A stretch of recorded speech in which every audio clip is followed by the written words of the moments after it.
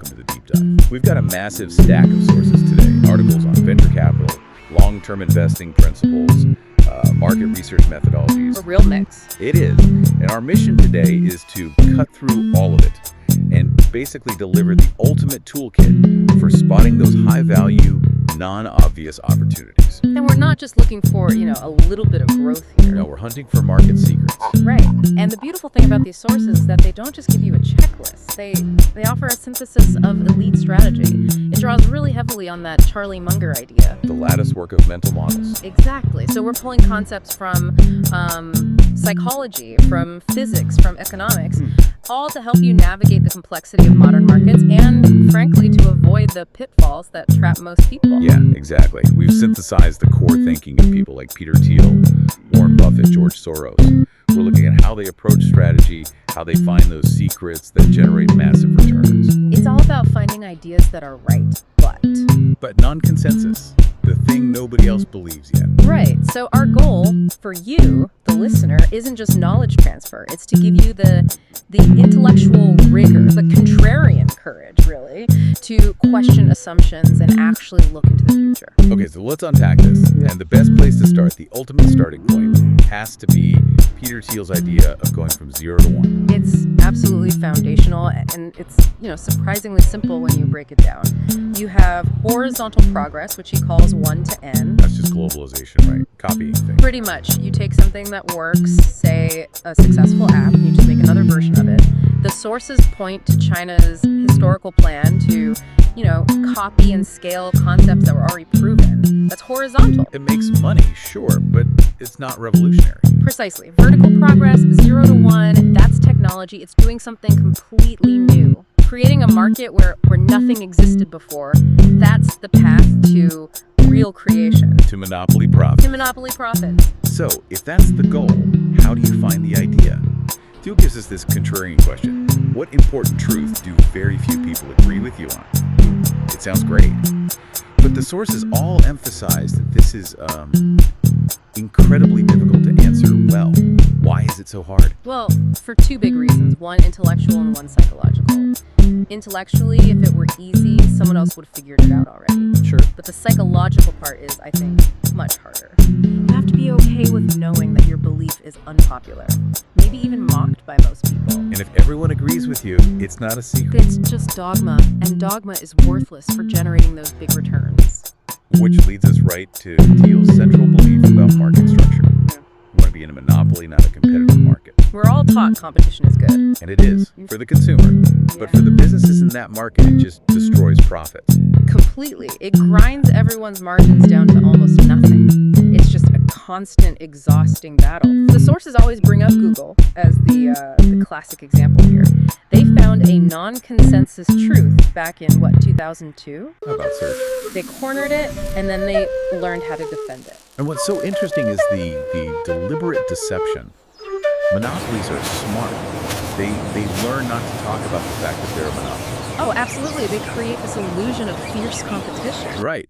Google doesn't say we own search advertising. They say, we're a technology company competing with Apple and Facebook and Amazon. They make their market sound huge and crowded. It's a masterclass in strategic language, really. So if we flip that, the reason most companies fail to get to that 0 to 1 status is because they get trapped in competition. Yes. The sources use that amazing analogy from Romeo and Juliet. The two families, alike in dignity. But they become more and more similar as they fight. In business, this obsession with a rival makes you lose sight of what actually matters. You just start slavishly copying the past, trying to beat them at their own game, instead of inventing a new one. You're stuck on that one-day treadmill. Exactly. Okay, here's where it gets really powerful. Once you find that secret, that non-consensus idea, how do you protect it? This brings us straight to Warren Buffett and the economic moat. The moat is, it's arguably the single most important concept in long-term investing. It's that sustainable, durable advantage. The thing that protects the terrific economic castle, as he calls it. Right. Without a moat, every successful business will eventually just get torn apart by competitors. So let's get specific. The sources break down 4 key types of these moats. Can we just run through them quickly? Sure. First, you've got cost advantages. Think economies of scale. Walmart's logistics, for example, lets them sell things cheaper than almost anyone. Second is intangible assets. So brands, patents, regulatory licenses, the recipe for Coke, a key drug patent, that kind of thing. Things you can't easily copy. What else? Third is network effects. This is huge. The product gets more valuable as more people use it. Facebook is the classic example. It's valuable because everyone's on it. Exactly. And finally, switching costs. It's just too expensive or too much of a pain for customers to leave. Think of a big company built on one cloud platform. Moving all that data is a massive headache, a massive moat. I love how concrete those are. But Buffett also gives some counterintuitive advice, especially for defending that moat when things get, turbulent. Be fearful when others are greedy. Being greedy when others are fearful. How does that apply to moat strategy? It's all about playing the long game during uncertainty. When the economy gets shaky, what do most companies do? They panic, cut R&D/marketing. Right.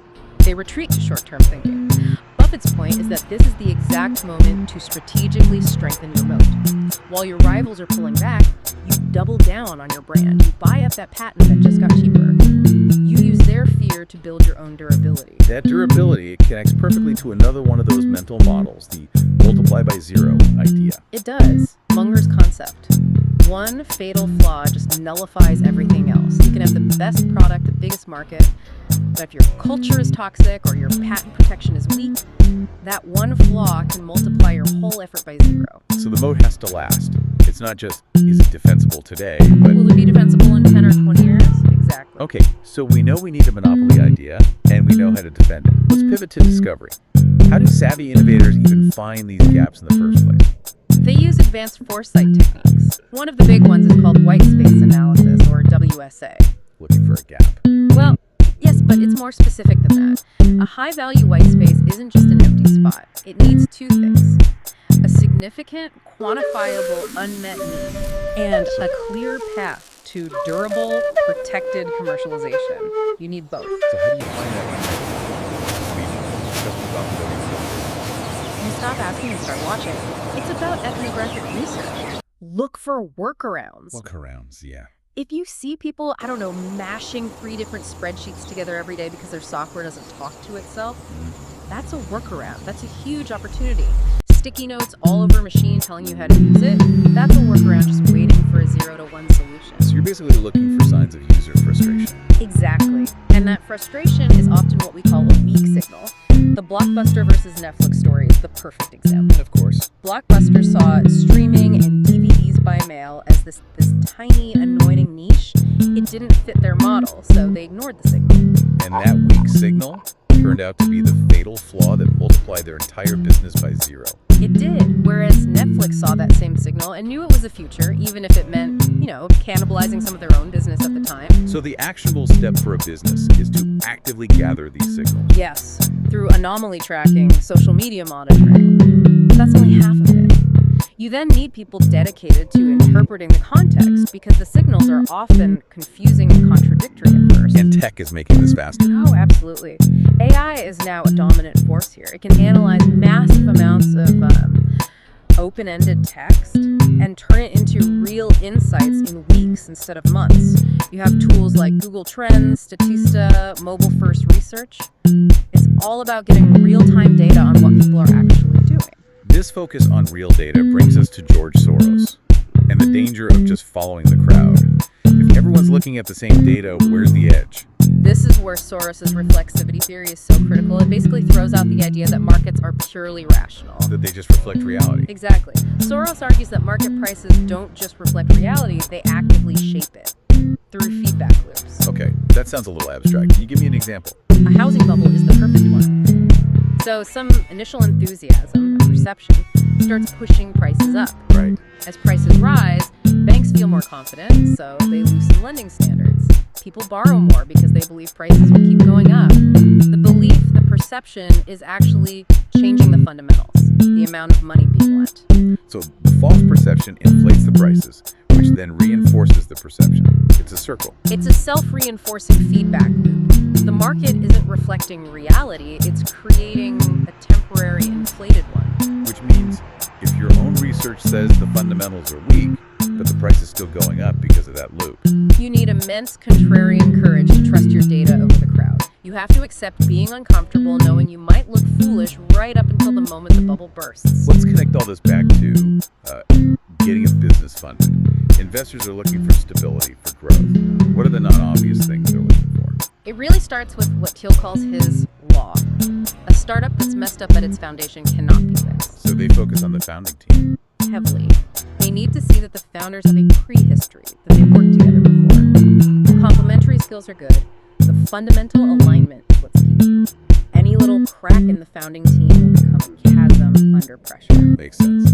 Durability from day one. The sources also talked a lot about culture. A positive dynamic culture is a massive signal for investors.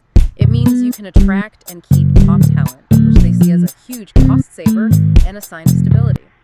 They're looking at founder quality, team composition, track record, all of it. And here's the really counterintuitive piece for a lot of tech founders. Sales matters just as much as product. Often more. There's that great Thiel quote. Superior sales and distribution by itself can create a monopoly, even with no product differentiation. The converse is not true. So if you've built the world's greatest invention but have no way to sell it, You have a failed invention, not a business. Yeah. And sometimes the best distribution is hidden. For those really big, complex seven-figure deals, the sources say the buyers don't want to talk to a salesperson. they want to talk to the CEO. They want to talk to the source of the secret, like Palantir's early days. At the highest level, the distribution is the CEO's vision. And it all relies on velocity and focus. Having a clear, definite plan and attacking a niche so you can outrun the big, slow incumbents. Right. So wrapping this all up, what does it mean? We've gone from Thiel's 0 to 1 secret to Buffett's moat to the real practical tools market research. This really is a blueprint for seeing what others miss. And it proves that finding these opportunities is about disciplined thinking. It's not just luck. It's when you combine that deep personal passion with the rigor of research and the psychological strength to be non-consensus. We've established that competitive markets are profit destroyers. And Peter Thiel suggests that success isn't just about being the first mover. No, it's about being the last mover. The one who makes the final greatest development and actually ends the competition. So a final thought for you to consider. When you look at an emerging industry today, are you focused on that initial rush, the consensus ideas everyone is chasing? Or are you strategically positioning your business to be the one that learns from all those early attempts, delivers the ultimate product, and ends the competition entirely? Because that is the path to decades of monopoly profit.